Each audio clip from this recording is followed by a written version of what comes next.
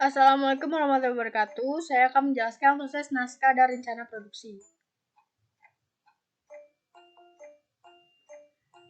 Member kami ada Maya Damayanti, Gemah Rani, Bunga Akila, dan Rizal Ghazali. Chapter 5, proses produksi. Terdapat 3 tahapan produksi, yaitu 1 tahap perencanaan dan persiapan, yang kedua tahap produksi, dan ketiga tahap post produksi. Kualitas produksi akan berpengaruh langsung kepada kualitas dan kuantitas post produksi. Setiap elemen dalam saluran video dan suara harus dikontrol karena dapat mempengaruhi reaksi audiens. Ini menurut sutradara yang bernama Ronald Hickman. Mengapa rencana? Beberapa orang menemukan jika perencanaan bersifat terbatas. Mereka ingin langsung syuting saja, namun beberapa situasi harus direncanakan dan dikerjakan secara langsung. Sutradara harus mendapatkan izin syuting terlebih dahulu untuk membuat janji mewawancari seseorang, menjadwal administrasi, dan sebagainya. Konsep proses produksi televisi kadang linear dan kadang non-linear. Meskipun prosesnya beda, umumnya konsep selalu diawali dengan ide. Ide. Sesuatu dapat memicu sebuah ide. Biasanya datang dari pengalaman yang menarik dari cerita seseorang. Cerita yang didengarkan, dari membaca buku, dan lain-lain. Setelah mendapat ide, kemudian merancang tujuan dan objektif. Tujuan dan sasaran. Tujuan dan sasaran akan menentukan apa yang digunakan sebagai tolak ukur di suatu proses produksi. Kita harus memikirkan apa yang audiens harus tahu setelah melihat program kita ini. Target audiens. Apapun program yang disiarkan, penting untuk menentukan program tersebut untuk apa dan tujuannya. Kondisi pemirsa dalam melihat program juga perlu dipertimbangkan. Kemudian juga memikirkan beberapa hal untuk mengantisipasi masalah potensi audiens. Biaya. Penting untuk menciptakan biaya yang pas dalam produksi. Keputusan yang ada dibuat di setiap aspek produksi biasanya tergantung pada biaya yang ada. Batasan. Terdapat beberapa faktor mengenai apa yang dapat dilakukan, seperti batasan biaya, baik waktu tersedia, uang dan masalah, waktu dan musim, cuaca, dan lain-lain. Rencana produksi. Setiap program membutuhkan rencana produksi, dengan proses yang hampir sama dengan membuat naskah. Sutradara harus tahu kejadiannya, dan membuat rencana yang paling baik. Penting untuk membuat rencana darurat agar dapat melanjutkan rencana tidak peduli apapun yang akan terjadi. Metode produksi. Ide bagus harus diwujudkan secara realistis, harus diwujudkan melalui gambar dan suara. Pada akhirnya, sutradara harus memutuskan kamera mana yang akan mengambil gambar dan apa yang audiens akan dengar. Terdapat 2 metode yang berbeda dalam video produksi. Yang pertama, unplanned method, di mana insting dan kesempatan yang memandu. Yang kedua, planned method, di mana terorganisir dan dibuat secara bertahap dan hati-hati. Jadwal. Sangat penting untuk membuat jadwal dan menetapkan deadline. Kedua, cakupan. Sebagai seorang sutradara, terdapat beberapa cakupan hal yang perlu dipertimbangkan terlebih dahulu.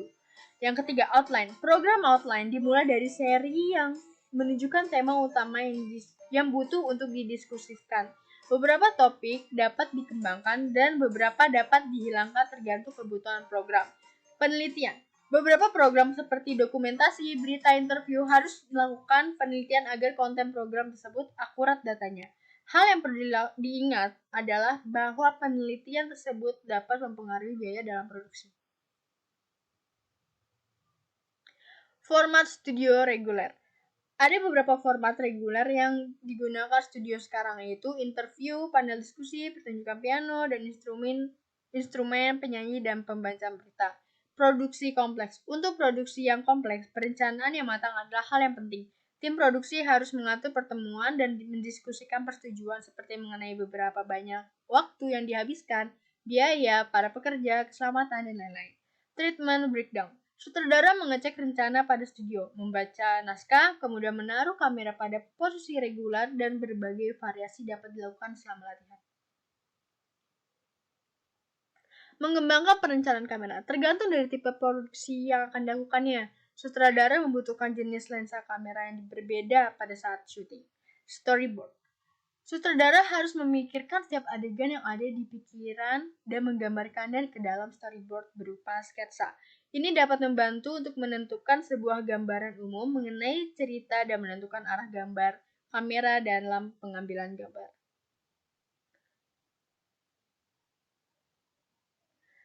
Pertemuan produksi. Pertemuan produksi adalah hal penting dalam proses perencanaan.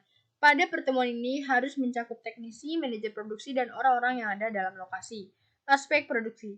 Memilih tempat lokasi, menentukan lokasi kamera, memilih dan mengontak pemain, dan lain-lain. Survei lokasi. Secara fundamental, terdapat dua kondisi, yaitu base dan location. Base di mana biasanya kamu syuting di studio, teater, kamar, atau bahkan stadion. Location itu biasanya di tempat-tempat di luar base tersebut. Setup. Seluruh perlengkapan produksi harus disiapkan lebih awal agar tidak terjadi masalah. Ini berarti peralatan harus disiapkan sejam sebelum produksi dimulai. Latihan. Tergantung dari beberapa tipe produksi, latihan mungkin akan diperlukan. Latihan membuat sutradara, kru, dan pemain memiliki kesempatan untuk melihat segala sesuatunya berjalan semestinya. Tahap 2, post-produksi. Sutradara selama post-produksi yaitu mengarahkan krunya secara langsung untuk menangkap video dan suara yang dibutuhkan untuk menyampaikan sebuah pesan. Sutradara biasanya menafsirkan naskah, menyemangati krunya untuk bekerja, dan membantu pemain untuk melakukan yang terbaik. Terus, produser selama produksi. Tanggung jawab produser juga tergantung dari jenis produksi. Produser memastikan biaya dan memastikan jadwal serta memastikan produksi sesuai dengan tujuan.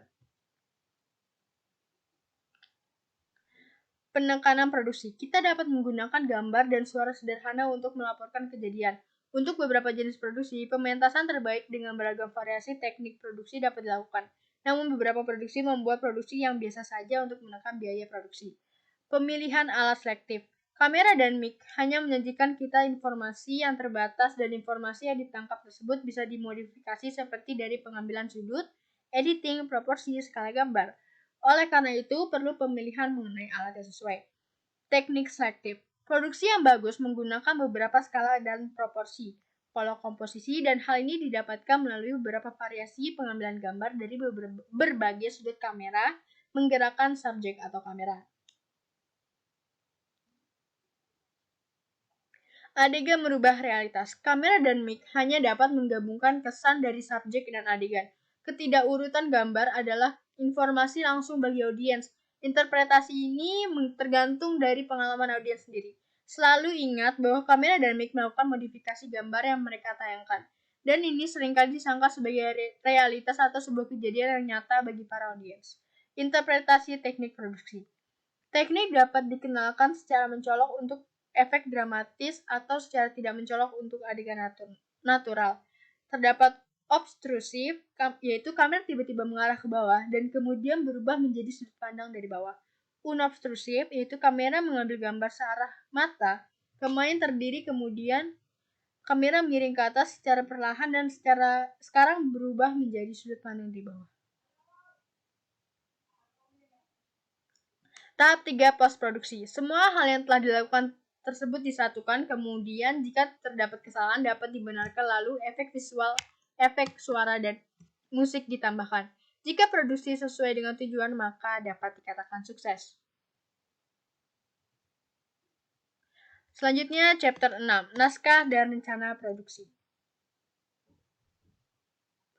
Tujuan naskah, yaitu membantu sutradara memperjelas ide dan mengembangkan proyek agar dapat menyampaikan pesan kepada audiens, membantu sutradara mengkoordinasi tim produksi, membantu sutradara dalam menentukan bahan apa saja yang diperlukan dalam proses produksi.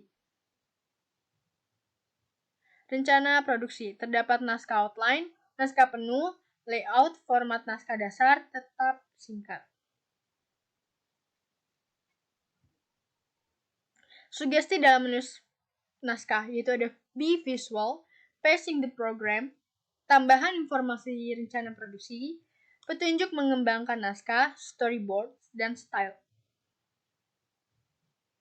Petunjuk mengembangkan naskah. Bagaimana sebuah naskah berkembang nantinya tergantung dari jenis produksi dan bagaimana sutradara bekerja. Writer's book. Ada saat di mana kita membenturkan tembok saat menulis atau bisa dibilang tidak ada ide. Sebaiknya istirahat dan melakukan aktivitas sesuai hobi untuk menjernihkan pikiran. The nature of the script. Yang pertama, naskah adalah dasar dari keseluruhan produksi. Yang kedua, penulis naskah bisa menyiapkan draft naskah. Ketiga, naskah bisa saja ditulis setelah melakukan shot pada bahan. Keempat, naskah bisa saja ditulis setelah bahan diedit. Dalam menuliskan naskah, bertanya pada diri sendiri, untuk siapa program tersebut? Apa yang akan audiens sudah ketahui?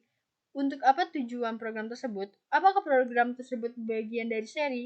Berapa lama program tersebut? Berapa banyak detail yang dibutuhkan ditulis naskah? Apa kita menulis dialog dan lain-lain? Dasar menulis naskah. Hal-hal yang harus diingat yaitu menulis naskah dengan outline yang simple, perhatikan visual, hindari yang berlebihan, kembangkan ide secara mengalir, consider pace, yaitu selalu ingat jika audiens gagal memahami pesan tersebut, maka mereka akan kehilangan ketertarikan program tersebut. Perhatikan gaya penulisan. Tambahan informasi rencana produksi. Yang pertama ada sinopsis, itu sebuah outline untuk karakter, aksi, dan plot. Sinopsis membantu semuanya untuk terlibat dalam produksi dan mengetahui apa yang sedang terjadi. Yang kedua, rundown sheet. Rangkuman informasi mengenai produk untuk demonstrasi program, detail tentang tamu dan interview. Breakdown sheet. Daftar seluruh program, segmen, durasi, nama, partisipasi, kamera audio, settingan yang digunakan, dan seterusnya. Informasi kamera individual. Shot sheet. Daftar seluruh kamera yang dipakai secara individu. Shot sheet mengurangi banyak komunikasi antara sutradara dan operator kamera selama produksi. Tim roster. Di produksi olahraga, ini sangat membantu memiliki daftar nama tim dengan nomor jersey mereka. Jika sutradara menyuruh melakukan penangkapan gambar pada orang tersebut, maka operator kamera dapat langsung melakukannya. Terima kasih, sekian presentasi dari saya. Wassalamualaikum warahmatullahi wabarakatuh.